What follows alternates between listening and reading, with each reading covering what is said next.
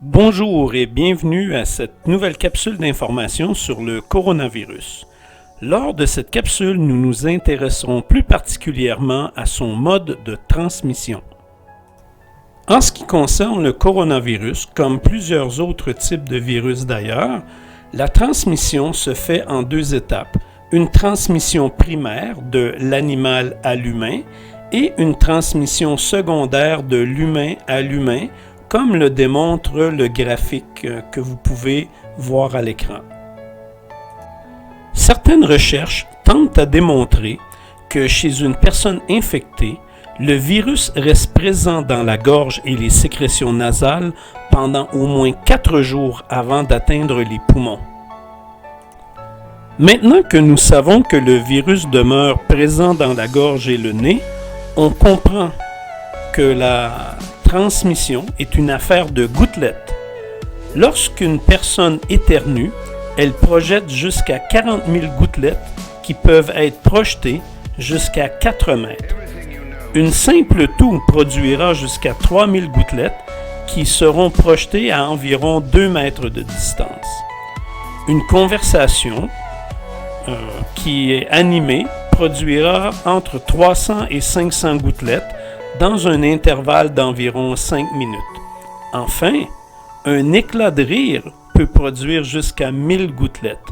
On comprend donc mieux les notions de distanciation sociale lorsque l'on peut comprendre la projection des gouttelettes autour de nous. Avec le développement rapide du coronavirus dans le monde, plusieurs personnes se sont demandé si le coronavirus était plus contagieux qu'une autre maladie. En fait, une personne atteinte du coronavirus contaminera en moyenne 2 à 3 personnes, ce qui est vraiment similaire à la grippe ordinaire ou même à l'épidémie d'Ebola qui est survenue en Afrique il y a quelques années.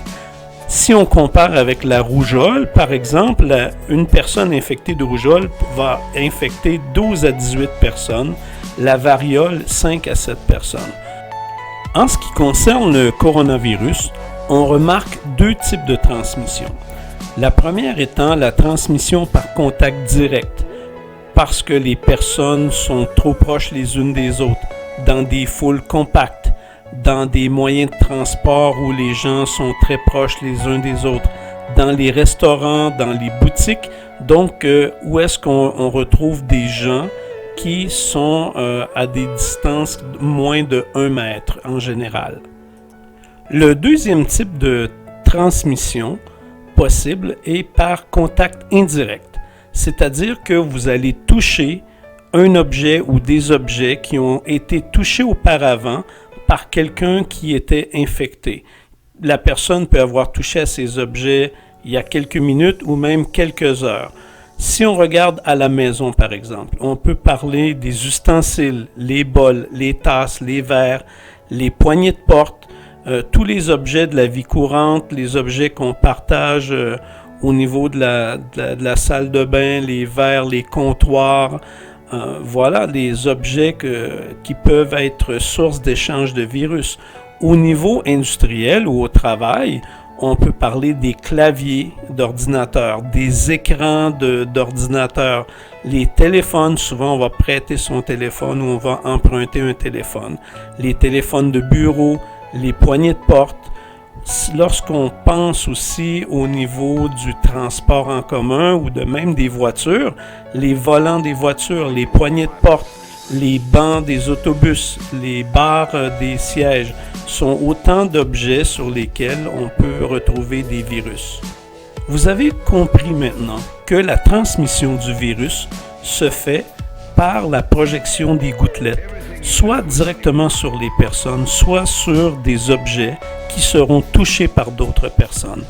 Maintenant, le principal vecteur ou la principale façon dont les virus vont vous atteindre, c'est par vos mains. Donc, c'est important de ne pas toucher votre visage sans vous laver les mains. Pour conclure cette capsule, nous vous rappelons les principes de base. Lavez-vous les mains souvent. Si vous toussez ou éternuez, utilisez un mouchoir et jetez-le dans une poubelle de façon appropriée.